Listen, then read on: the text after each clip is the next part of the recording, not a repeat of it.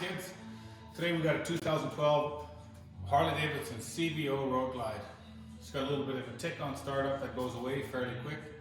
That's a sign of lifters bleeding down. You want to catch that on time, you're going to trash your whole motor. And we're also going to be putting Thundermax EFI module in this bike to get this bike running properly. So first thing we're going to do is mark out where our O2 bungs are going to be welded on the back of the factory head pipe, and pull the exhaust all off, get the oil drained out of it, go from there. What we're going to do is find a key, unlock these bags and get them off. These are the goodies we're using. I think they're called a 45. They're a stainless steel 45-degree oxygen sensor, our Thundermax EFI module, S&S quickie pushrods, Feuling,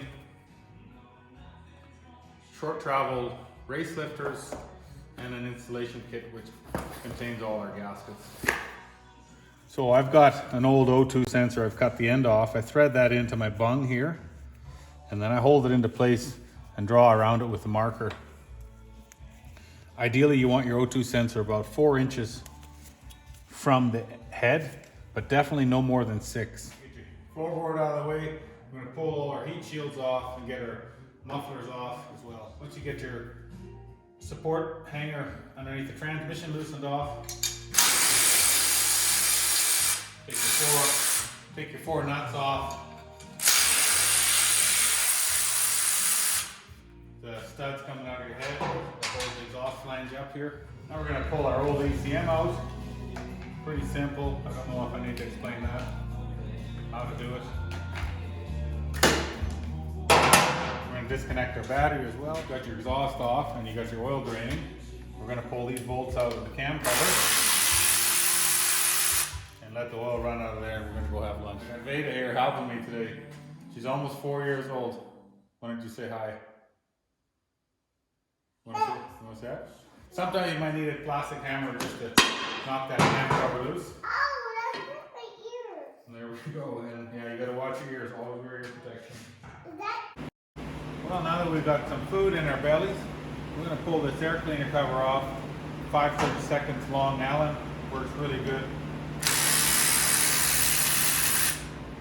Especially get that Allen key right underneath the front there. 7/16 socket. Pull these breather banjo bolts out. Take a flat screwdriver. Just pop these retaining clips for your push rods out of the way. Save a little bit of time and money. We're going to use these bolt cutters and chop our old push rods out of the way.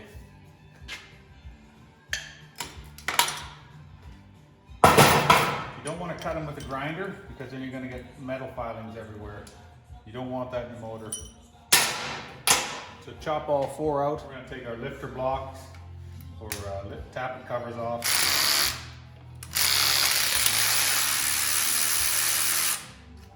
Then there's an anti-rotation pin for your lifters you want to pull out. And then you can just pop your lifters out.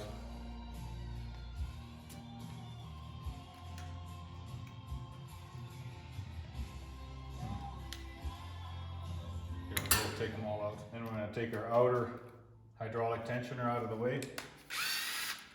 A couple of T27s. And lay that on a nice, clean, white piece of paper towel. You don't want to get that stuff dirty. And then we're going to take our crank sprocket off. Once you got the bolts out of your cam plate, pull that whole assembly out. These right here that we're looking at are our inner cam bearings. You want to look on here. If they say Ina, you want to get them out and replace them for Torringtons. The problem with these bearings is you have a needle bearing space, and the part that holds those needle bearings apart, that cage, wears out, and then you have an inner cam bearing failure as well. So while we're doing these lifters, it only makes sense to replace these inner cam bearings as well. Now to get these inner cam bearings out, you do need a special tool. There's a couple companies that make that tool, Jim's being one of them. We have a lot of their tools. Good quality USA made tool. And they work great. Here you can see the difference. This is the old bearing and this is the new bearing. And you see how many more needles are in the new bearing. Next step will be installing our new cam bearings. For that we also have a special tool from Jim's which works phenomenally. I've been using this tool for, I don't know, 15 years at least. Cam bearings only go in one way. The stamps on one side go out, and then the inside edge that goes in first is more rounded and contoured. So we're going to be pushing on the stamped edge first, sliding it in that direction. Also very important, I can't stress this enough every single time. Keep your tools clean, keep your hands clean. You don't want any dirt inside your motor, not even one piece. One piece of dirt can plug off an orifice. You'll lose oiling, etc., etc. Next thing with these bearings, you don't want to just run them in all the way. You want to make sure they're set properly. So you're going to measure from the face of the engine case to the edge of the bearing that has the stamping on, and you're looking for 3.10 inches. Now, while we're here, you may as well check off your oil pump pop-off pressure. It's very important. So to do that, we're going to take our inner cam chain tensioner out, and we're going to take the 4 Allens out of our oil pump and disassemble our plate. First step of checking oil pop-off PSI is getting your fueling plate mounted in your vise with the gasket, and then mounting your cam support plate to that plate with your Allen keys from your engine and torquing them to factory specs. Then when you get your hose hooked up and your regulator set to 0, you're going to start screwing your regulator in, and you watch the pressure on your gauge go up. Ideally you want your pop-off PSI at about 50 to 60 PSI. Any less, you're going to have inadequate oil flow, and too much, you're going to lose horsepower as well. So let's screw this in slowly. I'm at about 10, and I can hear it leaking already. So that means our plunger is not seated properly. 30, and it's really starting to leak.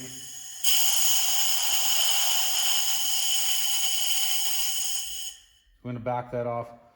We're going to disconnect the hose now.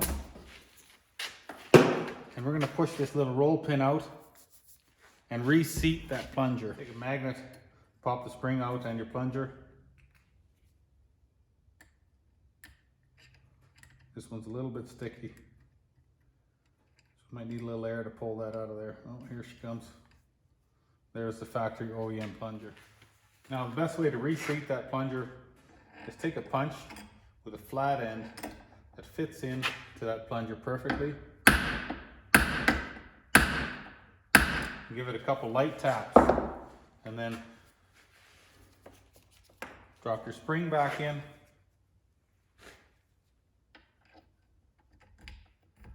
And put your temporary pin in and check it again. So we've tried reseating the factory plunger a couple times, couldn't get her. So we had a brand new one here from Feuling that we put in with the new spring.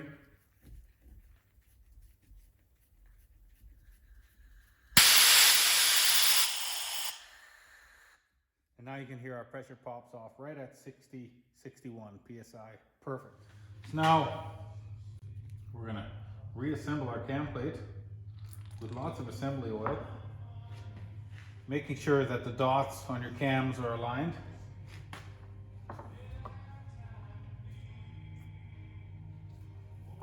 Every time we do lifters on a machine, we always take these balls, these precision machined balls, and measure our lifter bores.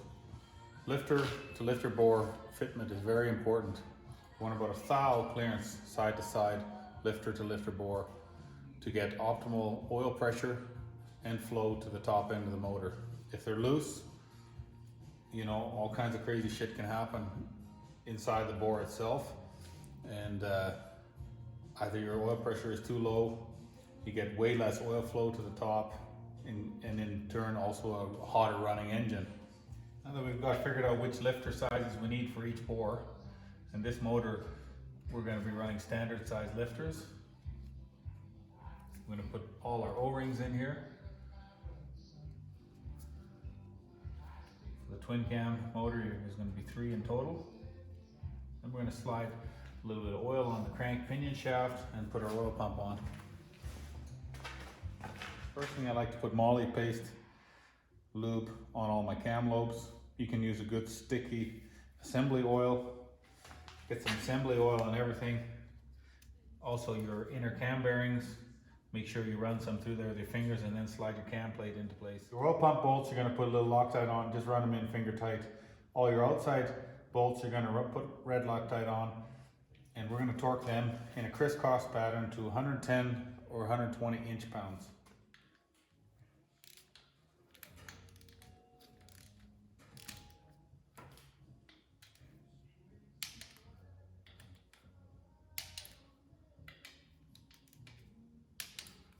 Got them all done, just go around quickly and double check. Oh, there you go. Make sure they're all good.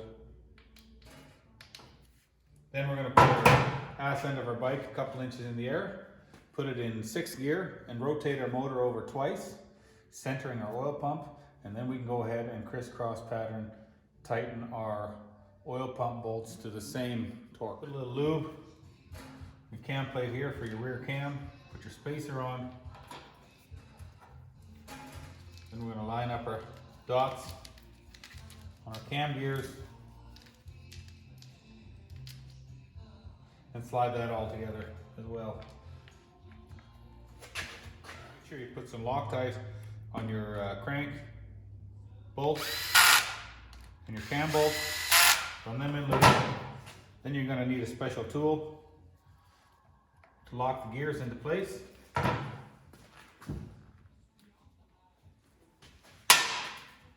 Then you're going to tighten both bolts to 15 foot-pounds initially.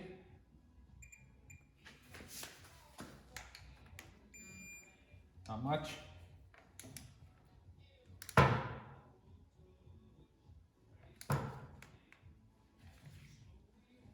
Don't need new batteries. Have them tightened to 15. You're going to loosen them 1 full turn. And the bolt in your crank, you're going to tighten to 24 foot-pounds. And the one for your cam, you're going to tighten to 34. Last thing you want to do inside here is tighten up your outer cam chain tensioner. Put a little lube on here, and then we're going to throw the gasket on and put our cover back on. Before we throw our lifters in, or after, it don't matter, I like to throw about 1/2 liter of oil inside my cam chest. That way the scavenging side of the oil pump is going to grab some oil right away.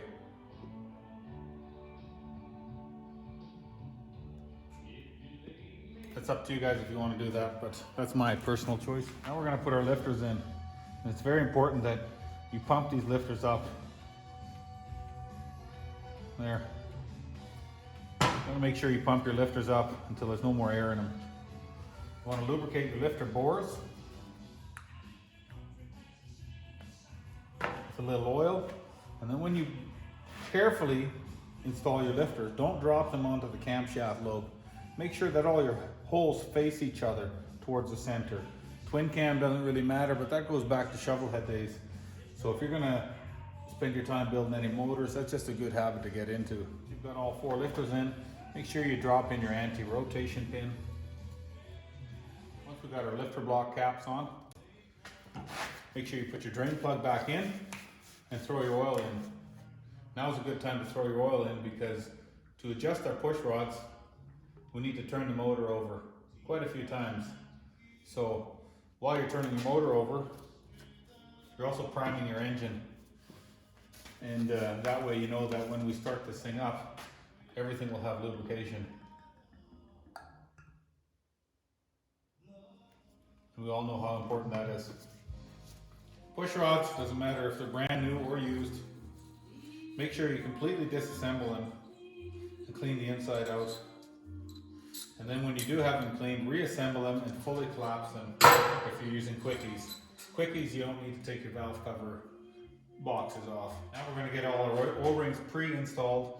The thick ones go in the top and the skinnier ones go in the bottom of the lifter block. So we also got different push rod tubes that have a shorter body. That way it's easier to adjust your push rods. For adjusting push rods, I just have a rubber band with a hair pin bent in a V. You can just hook that on one of your rocker box bolts, and then hook it on your push rod tube, and that'll hold everything up while you adjust it. Now this is how I adjust my push rods. I turn my motor over and wait till one of my push rods starts to move. Exhaust just starts to open, I set my intake. And I set my push rods, doesn't matter, a car motor, bike motor, all of them, 0 lash, and I give them about 1/8 of a turn. And I guarantee you, if you do that, that will make more horsepower. When the intake is almost closed, that's when I set my exhaust. So now what we're gonna do is we're gonna weld our TIG weld with stainless steel rod. We're gonna weld our oxygen sensor bungs on our head pipes here. Once again, we wanna have them about 4 inches from the head, no farther than 6. And then the manufacturers of this motorcycle were so nice as to put a catalytic converter in here, which causes a lot of heat for your right leg and the passenger sitting back here. So we're gonna cut this open and we're gonna cut that cat out, take that cat out and TIG weld that shut again. Make sure that if you're gonna do this, you wear a mask. There's titanium and platinum and all kinds of harmful materials in here that you do not want to breathe in. All right, we're gonna put in our new factory tapered style exhaust gaskets because we're just using a tapered style head pipe. We've got our head pipe.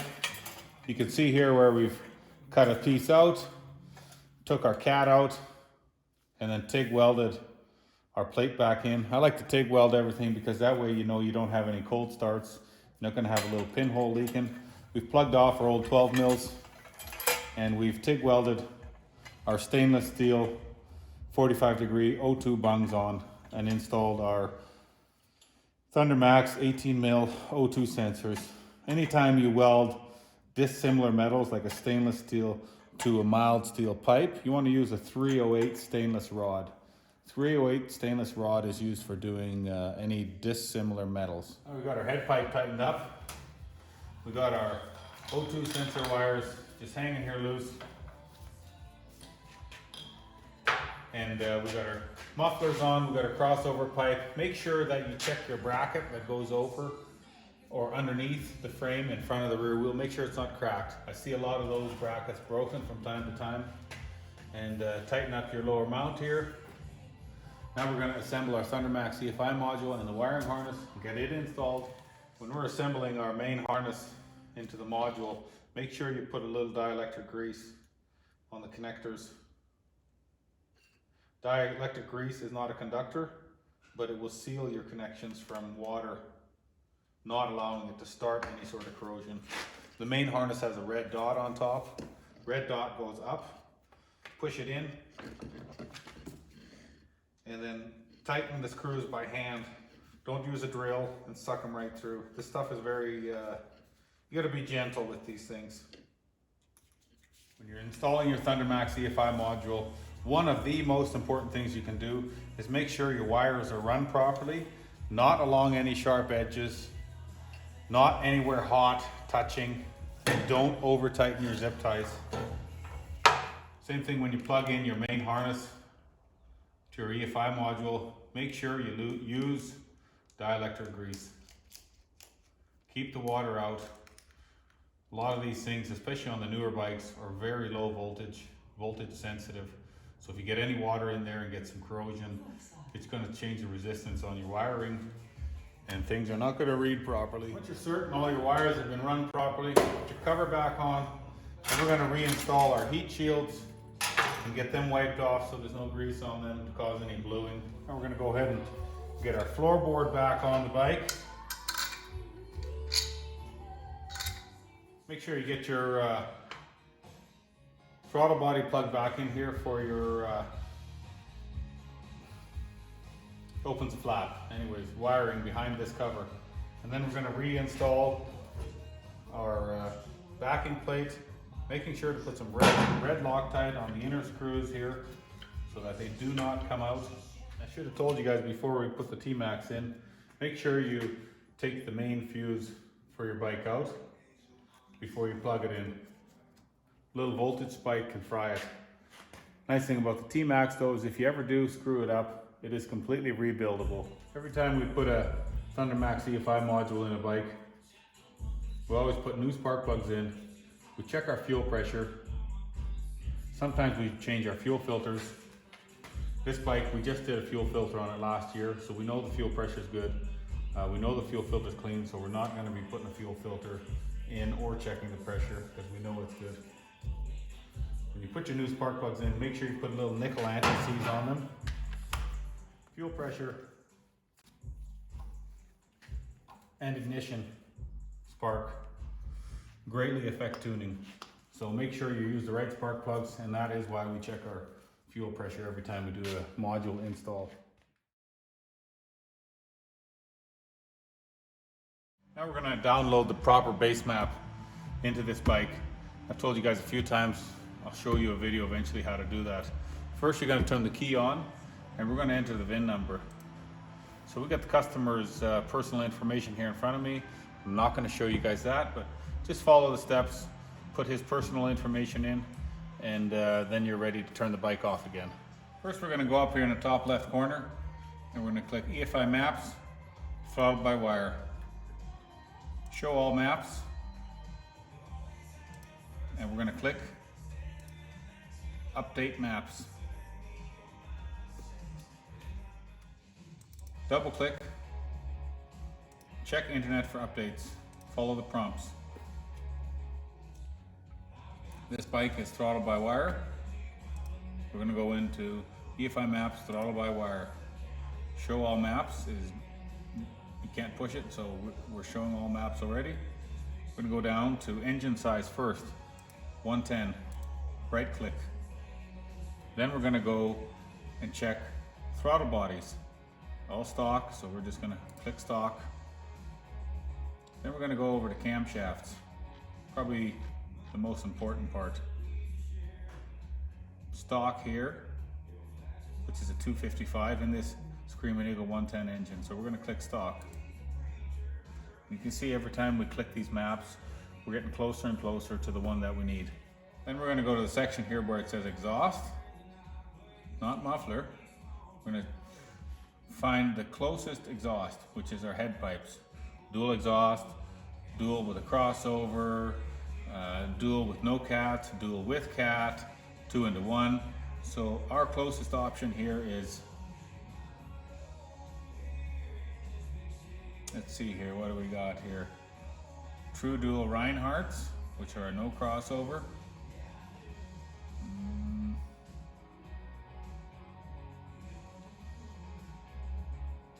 We'll probably go with stock head pipe, no cat, right click. Now we're down to our last option. You can go down here, you can check your description to make sure it matches what you've got. Once you've left clicked the base map twice with your left clicker, this screen will come up here. Click load base map. You want to go on the left here where it says module configuration. We're going to go down to basic settings. Here you can adjust your rev limit, speedometer calibration, etc. Speedo calibration is very important to check. I'm going to go over here where it says compression release. You want to make sure that if you have a compression release, it says number 1. If you don't have a compression release, put a 0 in there. If you don't get that right, you're going to get an engine code up on your gauges. Now we're going to turn the key on our bike on.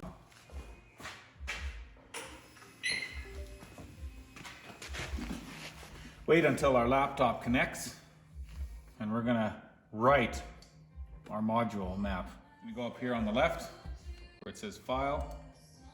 You're gonna click Write Module Maps and Settings.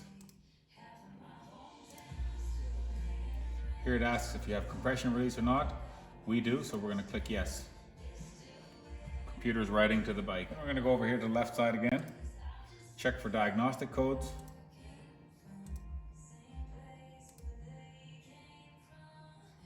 I'm going to clear any that we have that may have been triggered while we're doing the install. We're going to go up here where it says map editing. We're going to clear our learned fuel adjustments. Click yes. Now I don't have a timer, so I'm going to use the phone that I'm videotaping with. But it's very important that you cycle your key on 30 seconds, off 30 seconds, and do that 3 times with each off and on. Then you start your bike for 15 seconds, shut it off for a couple seconds, and then you start it up, and we'll let it warm up again, and we'll watch what it does on the display. You guys listen to how it sounds.